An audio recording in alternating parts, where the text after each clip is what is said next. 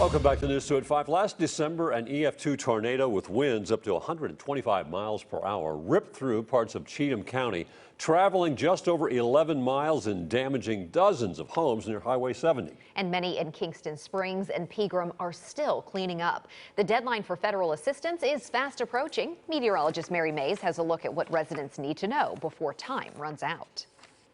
At least 44 homes were significantly damaged in December, but help is available, and the Arc Community Resource Center wants to make sure no one falls through the cracks.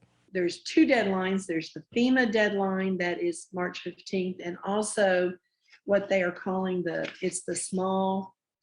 SBA small business loan, and that's actually not for just business, but for homes too. If they're going to need help, they need to apply before March 15th. Applying for assistance through FEMA is the first step, since that can open up other avenues for support.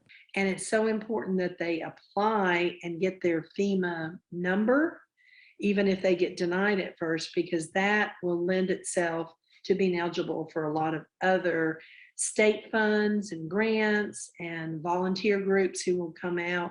The ARC knows this process can be challenging, but they want to help people get back on their feet. And a lot of this stuff can be very daunting, but that's what we're here for. That's what the ARC is here for, and that's what we want folks to know, that they can reach out to us at our number, which is 615-457-1931. They also want to make sure that everyone who needs help gets it.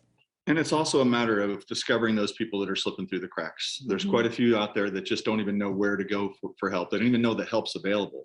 So it's a lot of door knocking. It's a lot of just driving up driveways and just, neighbors helping neighbors, friends helping friends, Special food assistance through the Supplemental Assistance Nutritional Program, or SNAP, is also available for those impacted by the December tornado outbreak. The deadline for that is this Friday. Mary Mays, News 2. That is fast approaching, so for more information about getting assistance, visit WKRN.com.